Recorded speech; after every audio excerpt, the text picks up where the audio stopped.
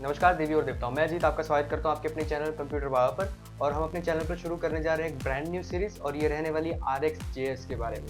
और इस सीरीज के हम अंदर देखेंगे RxJS के प्रैक्टिकल एग्जांपल्स, RxJS को बहुत ही डेप्थ में समझने की कोशिश करेंगे। जितना ज़्यादा हो सकेगा हम RxJS के रियल वर्ल्ड सिनेरियोज को देखेंगे, कहाँ पे हम इसको अप्लाई कर सकते हैं, प्रैक्टिकल एप्लीकेशंस देखने वाले हैं इसकी हम लोग। और मैं कोशिश करूँगा कि इसको जितना ज़्यादा हो सके उतना कवर करूँ मैं इस पूरी लाइब्रेरी को।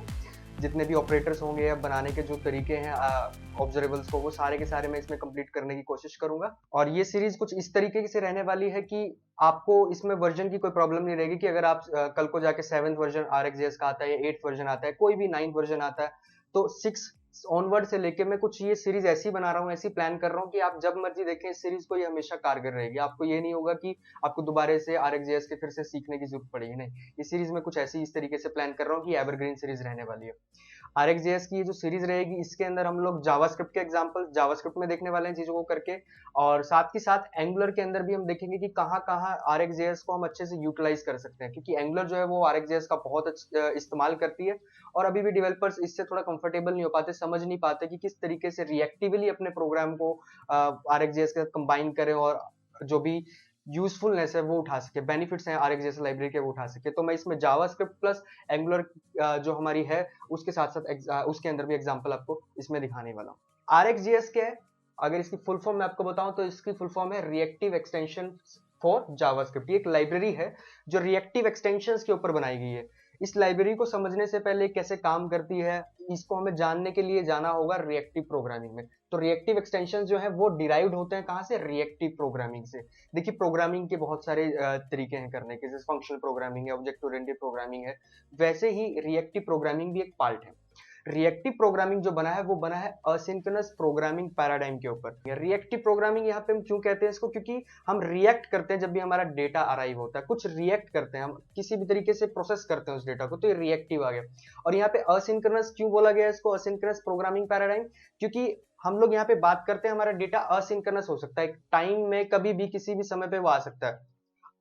आपका कोई काम चल रहा हो सकता है बीच में कहीं पे अराइव हो जाए, तो तब आप उसको रिएक्ट करते हो, उस डेटा के ऊपर रिएक्शन कुछ देते हो, कुछ प्रोसेस करते हो, तो ये रिएक्टिव प्रोग्रामिंग का हिस्सा होता है। और रिएक्टिव प्रोग्रामिंग आती है हमारे पास असिंक्रोनस प्रोग्रामिंग पैराडाइम से।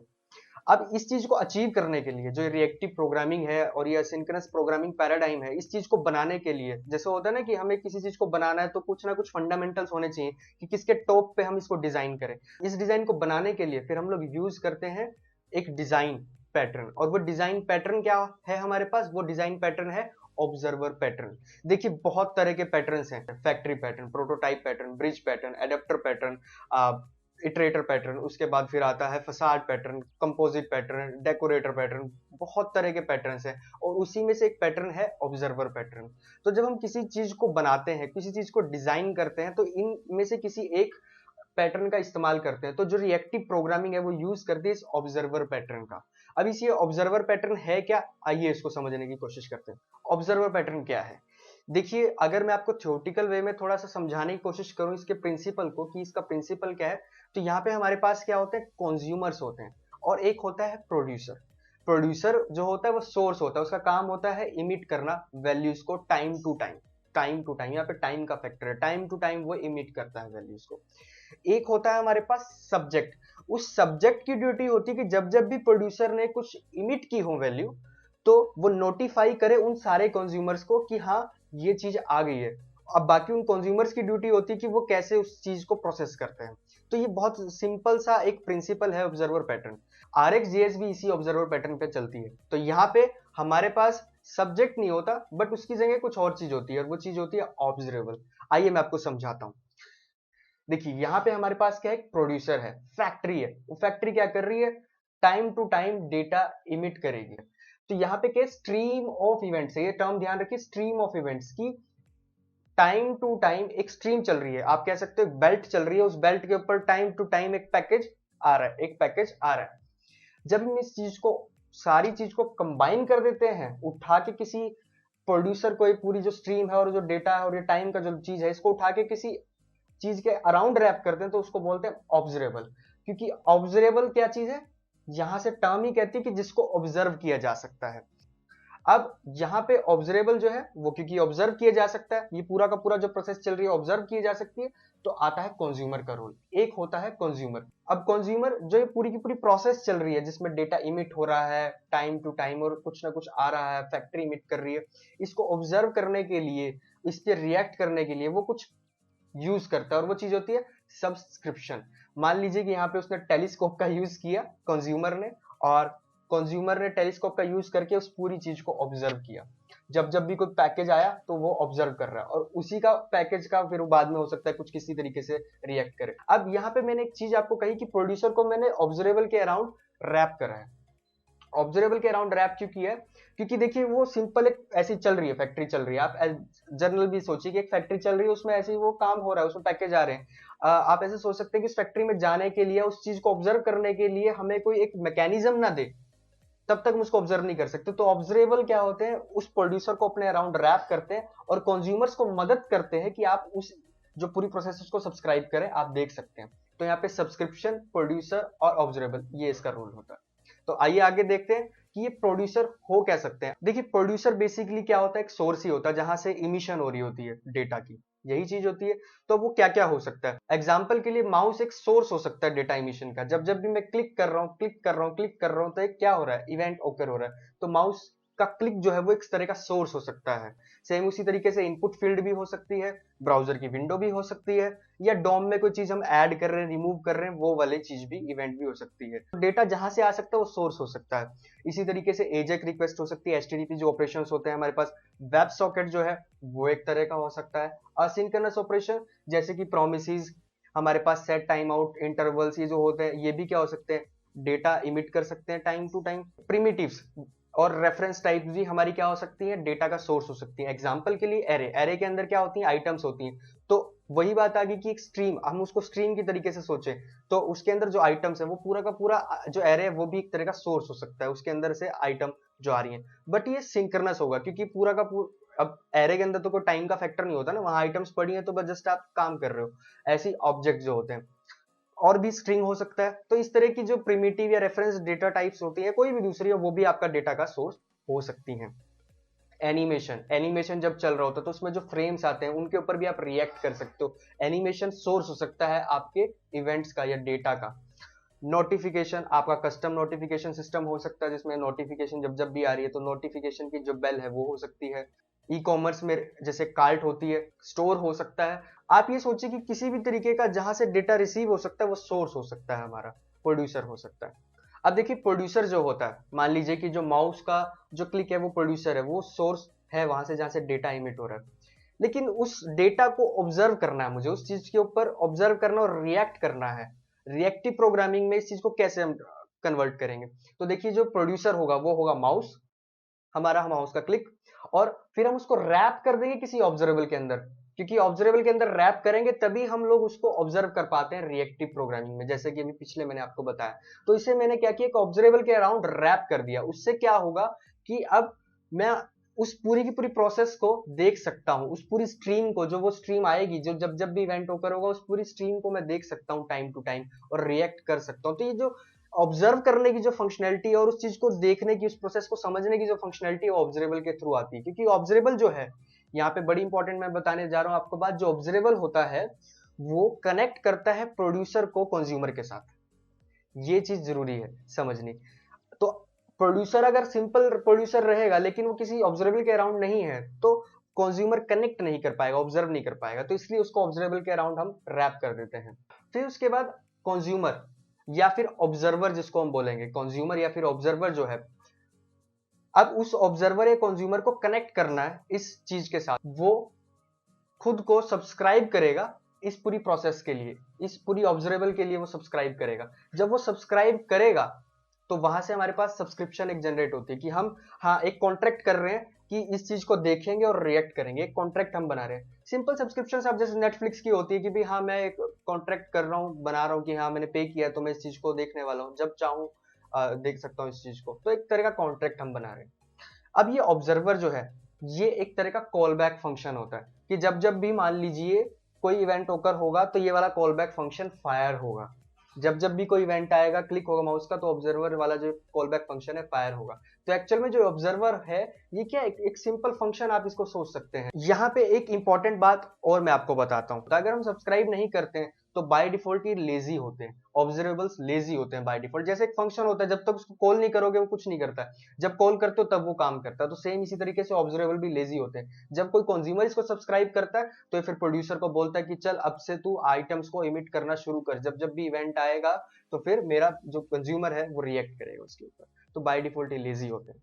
अब ऑब्जर्वर को मैं थोड़ा और अच्छे से समझाने की कोशिश करता हूं। आपने प्रोड्यूसर को समझ लिया, तो जो सेकंड चीज थी ऑब्जर्वेबल भी आपको पता चल गया कि ऑब्जर्वेबल क्या है, रैप करके रखता है और वो कनेक्ट करता है इस चीज को। ऑब्जर्वर क्या होता है बेसिकली, अभी पीछे मैंने बताया कॉल बैक फंक्शन होता है, लेकिन कॉल बैक फंक्शन से भी ज्यादा वो कोई चीज होती है। मैं ये कहूंगा कि वो एक ऑब्जेक्ट होता है। ऑब्जर्वर जो होता है वो एक ऑब्जेक्ट होता है। वो ऑब्जेक्ट के अंदर तीन हमारे पास मेथड्स होते हैं। एक मेथड होता है नेक्स्ट, दूसरा होता है एरर, और तीसरा होता है हमारे पास कंप्लीट फंक्शन। नेक्स्ट फंक्शन कब कॉल होता है, उस जब भी कोई आइटम प्रोड्यूस होती है वहां से, जब भी कोई आइटम आती है स्ट्रीम में तो नेक्स्ट फंक्शन कॉल होता है। वही बात है कि पैकेज आया, आपको आपने रिएक्ट कर लिया, डिलीवर हो गया आपको। दूसरा है एरर, कि मान लीजिए कुछ वो वहां पे एरर होकर हो गया, मिस हैप हो गया, किसी कारण से उसमें कोई दिक्कत आ गई, तो उस चीज को रिएक्ट करने के लिए ऑब्जर्वर के पास सेकंड मैकेनिज्म होता है, सेकंड फंक्शन होता है, वो होता है एरर फंक्शन। तीसरा होता है कंप्लीट। देखिए ऑब्जर्वर जो होता है, ऑब्जर्वर वो देख रहा है, सारी प्रोसेस देख रहा है। अब एक कुछ ऑब्जर्वेबल्स ऐसी होती हैं वो काम भी तो कंप्लीट करती है ना, फैक्ट्री क्लोज भी तो होगी ना। तो फैक्ट्री जब क्लोज होगी यानी कि जब वो उसकी सारी आइटम्स इमिट हो जाएंगी तो वो कंप्लीट हो जाएगी, फैक्ट्री ने सारा अपना काम कर दिया आज का। तो आज या फिर शॉप की तरीके से आज शॉप ने अपना सारा सेल कर दिए तो वो क्लोज हो जाती है। तो जब क्लोज होती है, जब कंप्लीट होती है, जब वो डन होती है, तो हमारे पास होता है कंप्लीट फंक्शन ऑब्जर्वर के अंदर, जो जब पूरी प्रोसेस कंप्लीट हो जाती है तब आप उस पर रिएक्ट करते हो। हर बार कॉल नहीं होता, सिर्फ जब कंप्लीट होगी तब। अब हमारे पास RxJS के अंदर ऑप्शंस होते हैं कि आप या तो पूरा का पूरा ऑब्जेक्ट भेज दो जिसके अंदर नेक्स्ट, एरर और ये आपका कंप्लीट वाला हो, या अगर आपने पूरा पूरा ऑब्जेक्ट नहीं भेजना कि सिंपल एक फंक्शन भेज दो। और ये फंक्शन कौन सा होगा, जब जब भी कोई वैल्यू आएगी तो ये एक तरह का नेक्स्ट फंक्शन होगा, जब जब भी कोई वैल्यू आएगी ये रिएक्ट करेगा, वैल्यू आएगी रिएक्ट करेगा। लेकिन एरर आएगी तो ये नहीं आएगा, कंप्लीट होगा तो ये नहीं चलेगा। तो या तो आप पूरा ऑब्जेक्ट भेज सकते हो ऑब्जर्वर वाला, या सिंपल एक कॉल बैक फंक्शन भी हो सकता है एक ऑब्जर्वर। तो कंज्यूमर जो एक्चुअल में हमारा है, जो ऑब्जर्वर है, वो हो सकता है कि क्या हो, एक तरह का सिंपल ऑब्जेक्ट हो या फिर एक फंक्शन हो। और क्योंकि ऑब्जर्वेबल जो होते हैं वो ऑब्जर्वर के साथ कनेक्ट होते हैं एक कॉन्ट्रैक्ट में वाया सब्सक्रिप्शन, जब हम सब्सक्राइब करते हैं। तो आइए सब्सक्रिप्शन को समझने की कोशिश करते हैं कि सब्सक्रिप्शन है क्या।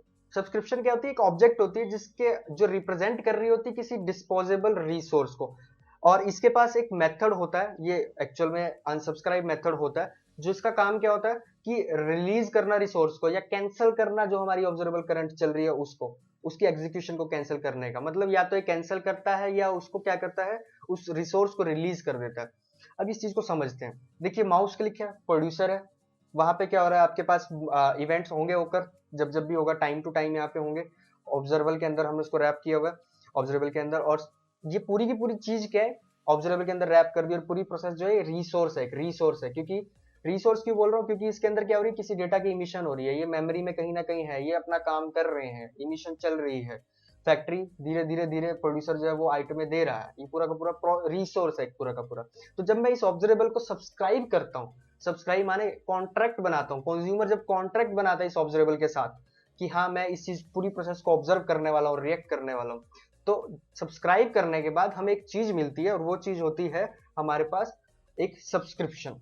और ये सब्सक्रिप्शन क्या है, ऑब्जेक्ट ही होता है, और इस ऑब्जेक्ट के अंदर एक ही फंक्शन होता है जिसका नाम होता है अनसब्सक्राइब फंक्शन। और इस फंक्शन को हम कॉल कर सकते हैं जो हमारा रिसोर्सेस को फ्री करने के लिए। जैसे ही मैं अगर इस मान लीजिए कि मैं 3 बार उसमें इवेंट होकर हुआ, चौथी बार में मैंने क्या किया, अनसब्सक्राइब कर दिया। अनसब्सक्राइब का मतलब क्या है, मैं बोल रहा हूँ कि जो वो रिसोर्स है उस रिसोर्स को, पूरे रिसोर्स को खत्म कर दो, उस फैक्ट्री को बोल दो क्लोज कर लो अपना अब काम, अब वो आगे फर्दर नहीं करेगा। यहाँ पे क्लोज का मतलब ये नहीं कि कंप्लीट हो जाओ ना, यहाँ पे मैंने कैंसिल कर दिया सारा काम, कि कैंसिल कर दो सारी चीज को, कंप्लीट नहीं हुआ, वो पूरी प्रोसेस कंप्लीट नहीं हुई, मैंने कहा कैंसिल कर दो उसको, उस पूरी की पूरी चीज को, एग्जीक्यूशन को बंद कर दो, रिसोर्स को फ्री कर दो। तो जब अनसब्सक्राइब हम करते हैं तो उससे क्या होता है, वो रिसोर्स फ्री हो जाता है, वो ऑब्जर्वेबल पूरी तरीके से डिस्ट्रॉय हो जाती है, वो फैक्ट्री पूरी तरीके से तरह से क्लियर डिस्पोज हो जाती है, वो आगे फर्दर इमिट नहीं कर रही होती है चीज। तो यहाँ पे ये काम होता है सब्सक्रिप्शन का। सब्सक्रिप्शन दो चीजें हैं, एक तो है सब्सक्राइब करते हैं तो कॉन्ट्रैक्ट बना रहे हैं ऑब्जर्व करने का, और बदले में वो हमें एक सब्सक्रिप्शन दे रहा है कि भाई फ्यूचर में अगर आपको इंटरेस्ट नहीं है इस चीज में, जब आपका काम हो जाए तो कैंसिल कर सकते हो उस चीज को। जैसे नेटफ्लिक्स की सब्सक्रिप्शन होगी, भाई मैं देख रहा हूँ, उसके बाद फ्यूचर में मेरे को अगर लगता है तो मैं कैंसिल कर सकता हूँ उसको, जो नॉर्मल हम डीटीएच वगैरह की भी सब्सक्रिप्शन लेते हैं वैसे ही। अब बात आती है कलेक्शंस की। ऑब्जरेबल्स ऑब्जरेबल्स जो होते हैं, मैंने आपको बताया कि माउस क्लिक जो है उससे वो इवेंट ओकर हो रहा है, और वो ऑब्जरेबल के अंदर रैप है। तो एक्चुअल में एक तरह की ये कलेक्शंस होते हैं। ऑब्जरेबल क्या होती है? कलेक्शंस होती है इवेंट्स की। अब कलेक्शन क्या होता है? जैसे एक एरे हमारे पास होता है, एरे क्या होता है? उसके अंदर आइटम्स होती है, कलेक्शन है वो, कलेक्शन। इसी तरीके से अगर आप ये पूरे इवेंट को देखो, स्ट्रीम जितनी भी आ रही है इवेंट्स को देखो, तो कलेक्शन के अंदर है, आप ऐसा एज्यूम करके चल सकते हो इसको। और ये कलेक्शन किस चीज की होती है? इवेंट्स की कलेक्शन होती है।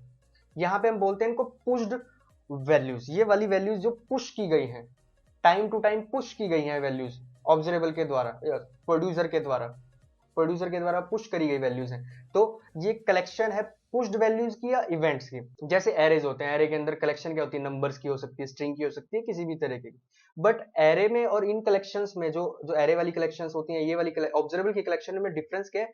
एरे वाली जो कलेक्शंस होती है उनमें वो सिर्फ सिंक्रनाइज्ड होती है, एक ही बार वाली चीज होती है। लेकिन ये वाली जो ऑब्जरेबल की कलेक्शंस होती हैं, ये सिंक्रनाइज्ड भी हो सकती है और असिंक्रोनस भी हो सकती है। सिंक्रोनस और असिंक्रोनस दोनों हो सकती हैं। और साथ में इनमें एक फैक्टर होता है टाइम का। ये टाइम टाइम के पीरियड, एक टाइम पीरियड में बीच बीच में डिस्क्रीट वैल्यूज इमिट करती है। लेकिन एरे क्या, एक सिंपल चीज है, उसमें बस वो टाइम का कोई कंसेप्ट नहीं, उसमें आइटम्स पड़ी हैं तो पड़ी हैं, वो आ गई हैं तो आ गई हैं, ऐसा इस तरह की चीज है। अब क्योंकि ये कलेक्शंस हैं, अब कलेक्शंस के ऊपर हम ऑपरेशंस परफॉर्म कर सकते हैं। ऑपरेशंस क्या होते हैं कलेक्शंस के ऊपर हमारे पास? जैसे क्वेरिंग, हम लोग क्या कर सकते हैं? क्वेरिंग माने फिल्टरिंग। हम लोग ट्रांसफॉर्मेशंस कर सकते हैं, माने मैप कर सकते हैं, एक वैल्यू को किसी दूसरी वैल्यू के साथ मैप कर सकते हैं। और हम लोग क्या कर सकते हैं? हम लोग एक्यूमुलेट कर सकते हैं। एक्यूमुलेट माने रिड्यूस कर सकते हैं उन वैल्यूज को। और हम क्या कर सकते हैं? उसको ज्वाइन कर सकते हैं, कंबाइन कर सकते हैं। तो कलेक्शंस के ऊपर ये ऑपरेशंस हम लोग परफॉर्म कर सकते हैं। ये ऑब्जरेबल का कंसेप्ट नहीं है, ये कलेक्शंस के ऊपर कोई भी आपके पास कलेक्शन हो वैसा आप काम कर सकते हो। एरे के ऊपर आप फिल्टर कर सकते हो एरे की वैल्यूज को, कि भाई zone zone see even values है उनको कर दिया। या फिर आप उनको मैप कर सकते हो कि जितनी वैल्यूज है उनको मल्टीप्लाई बाय 2 कर दिया, मैप कर दिया जो। और इसी तरीके से ज्वाइन कर सकते हो, दो एरे को भी ज्वाइन कर सकते हो, कलेक्शंस को ज्वाइन कर सकते हो। सेम ऑब्जर्वेबल्स, क्योंकि ये भी कलेक्शंस है, मैंने आपको बताया कि ये बस एक कलेक्शन किसके? इवेंट्स के, जो टाइम टू टाइम हो रहे हैं। तो इनके ऊपर भी आप ऑपरेशंस परफॉर्म कर सकते हो। क्योंकि कलेक्शन से इनके ऊपर हम ऑपरेशंस परफॉर्म कर सकते हैं, तो हम लोग फंक्शनल प्रोग्रामिंग का भी एडवांटेज ले सकते हैं। यहाँ पे डिक्लेरेटिव अप्रोच का भी हम लोग यहाँ पे क्या कर सकते हैं? एडवांटेज ले सकते हैं। तो ऑब्जर्वेबल्स का जो कंसेप्ट है, मतलब वो ऑब्जर्वर पैटर्न तो है ही, और साथ में आपको फायदा किस चीज का मिलता है? फंक्शनल प्रोग्रामिंग का। ये सारी चीज जो ऑपरेशन है आप ये कर सकते हो। अब ये करते कैसे हम लोग? ये फिल्टरिंग, मैपिंग और ये सब, ये फंक्शनल प्रोग्रामिंग का जो पार्ट है, यूजिंग द ऑपरेटर्स। तो आइए अब ऑपरेटर्स को समझने की कोशिश करते हैं। देखिए ऑपरेटर क्या होता है? एक प्योर फंक्शन होता है, प्योर हायर ऑर्डर फंक्शन होता है। फंक्शनल प्रोग्रामिंग से ही हमें मिला हुआ है सारी चीजें, वही कंसेप्ट है। मैं चाहूंगा आप फंक्शनल प्रोग्रामिंग के बारे में भी स्टडी करें, जिसकी मदद से हम क्या कर सकते हैं? प्योर है, हायर ऑर्डर फंक्शन है, ऑपरेट कर सकते हैं कलेक्शन के ऊपर।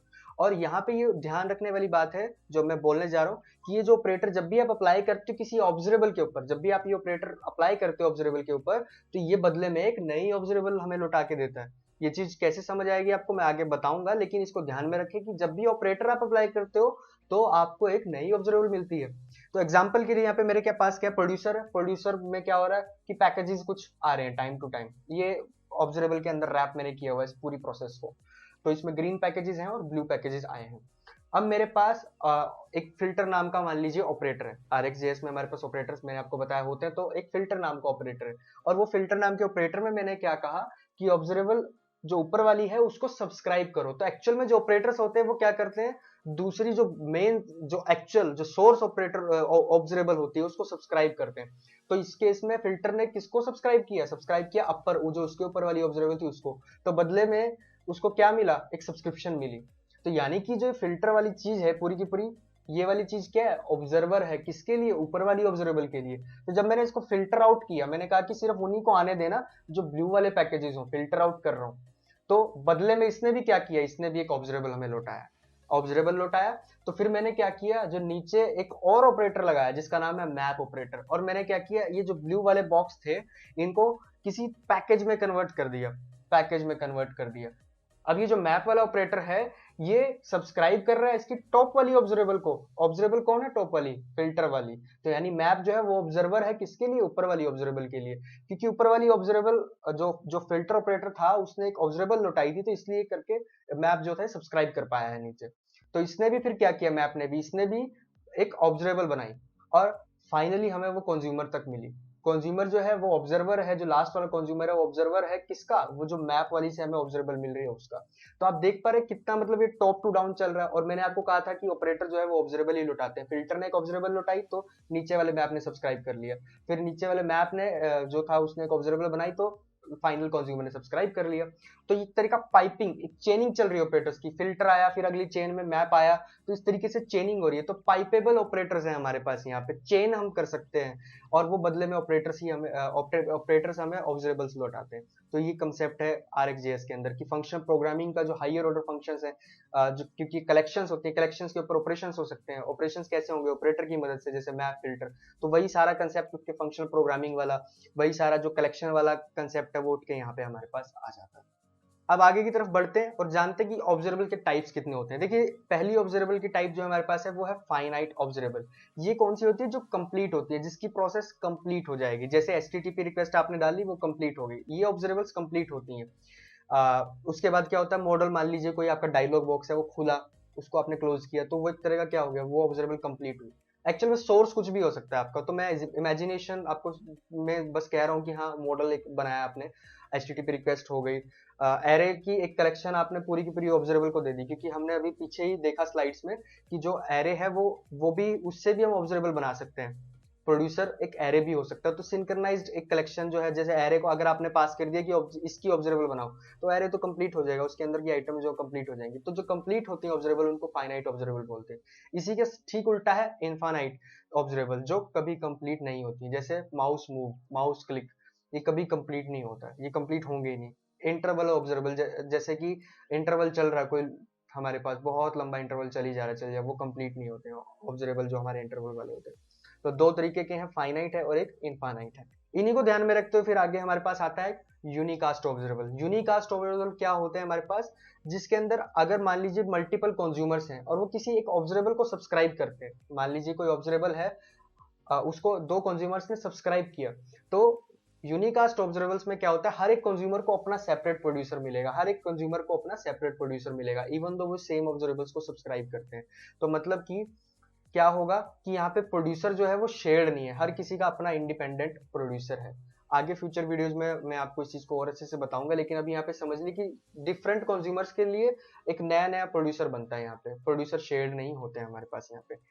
और फिर अगला आता है मल्टीकास्ट हमारे पास ऑब्जरेबल्स। यहाँ पे क्या है? मान लीजिए मल्टीपल कंज्यूमर्स हैं, तो जब वो सब्सक्राइब करते हैं किसी ऑब्जरेबल को, तो वहां पे क्या होता है? प्रोड्यूसर एक ही रहता है, शेयर्ड प्रोड्यूसर रहता है। उन दोनों कंज्यूमर्स को सेम वैल्यूज मिलती हैं, वो शेयर करते हैं उन वैल्यूज को। यहाँ पे हर किसी के लिए अलग अलग नहीं मिलता। मल्टीकास्ट वही की शेयरिंग होती है यहाँ पे। बट यूनिकास्ट में क्या है? हर एक कंज्यूमर को अपना अपना इंडिपेंडेंट प्रोड्यूसर मिलता है, तो उन दोनों की वैल्यूज डिफरेंट होती हैं, वो एक दूसरे से को शेयर नहीं करते, उनका आपस में कोई लिंक नहीं होता है। और यही इसी चीज को हम ये भी बोलते हैं कि कोल्ड ऑब्जर्वेबल्स। कोल्ड ऑब्जर्वेबल्स एक तरह का यूनिकास्ट का ही हमारा ऑब्जर्वेबल्स होता है। और एक होता है हॉट ऑब्जर्वेबल, वही मल्टीकास्ट जैसा ही है वो कुछ कुछ, लेकिन हॉट ऑब्जर्वेबल मल्टीकास्ट ये थोड़ा सा डिफरेंट है। पर अभी समझाने के लिए मैं आपको कह सकता हूँ कि हॉट और कोल्ड इन्हीं से डिराइव्ड होते हैं हमारे पास। फ्यूचर वीडियोस में हम इनको अच्छे से समझेंगे कि हॉट और कोल्ड क्या चीज है। तो अगर मैं इस सारी चीज को समराइज करूं, तो RxJS का एक reactive extension for JavaScript library है हमारे पास। ये बनी है रिएक्टिव प्रोग्रामिंग प्रिंसिपल को ध्यान में रखते हुए, जहां पे हम रिएक्ट करते हैं इवेंट्स के ऊपर। ये असिंक्रोनस प्रोग्रामिंग पैराडाइम को फॉलो करते हैं कि जहां पे हमारा डेटा असिंक्रोनस हो सकता है, कभी भी आ सकता है, डिस्क्रीट वैल्यूज हो सकती है। इस चीज को अचीव करने के लिए, इस डिजाइन को बनाने के लिए हमारे पास आता है ऑब्जर्वर पैटर्न।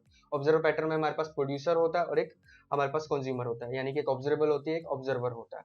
और सब्सक्राइब करते हैं वो वाया सब्सक्रिप्शन कॉन्ट्रैक्ट बनाते हैं, और फिर वो वैल्यूज को वो ऑब्जर्व कर सकता है कंज्यूमर या फिर ऑब्जर्वर जो होता है। ऑब्जर्वेबल्स कलेक्शन ही होती है हमारे पास, बट ये इवेंट्स होते हैं, उनकी कलेक्शन होती है, या फिर पुश्ड वैल्यू जो टाइम टू टाइम पुश्ड हो रही है वैल्यूज, उनकी एक कलेक्शंस होती हैं। इसी करके इनके ऊपर हम क्वेरिंग कर सकते हैं, यानी फिल्टरिंग, ट्रांसफॉर्मेशन मतलब मैपिंग कर सकते हैं, ज्वाइन कर सकते हैं, इनको एक्यूमुलेट कर सकते हैं, रिड्यूस कर सकते हैं वैल्यूज को। ये सारे हम काम कर सकते हैं, और ये हेल्प करता है हमें, यही वाली सारी चीजें, ये कलेक्शंस के ऊपर ऑपरेशन है, फंक्शनल प्रोग्रामिंग प्रैक्टिसेस इसके ऊपर अप्लाई करने में। और इसी का फ़ायदा हम ले सकते हैं फंक्शनल प्रोग्रामिंग प्रैक्टिसेस का, क्योंकि ये कलेक्शंस है, कलेक्शंस के ऊपर ये वाले ऑपरेशंस हो रहे हैं। और ये करते कैसे हम लोग, यूजिंग द ऑपरेटर्स। जैसे एरे के ऊपर हमारे पास ऑपरेटर मैप फिल्टर वगैरह होते हैं, ऐसे ही ऑब्जर्वेबल के ऊपर भी ये सारे फिल्टर्स हम अप्लाई कर सकते हैं। बहुत तरह के फिल्टर्स हमारे पास ऑपरेटर्स हमारे पास हैं।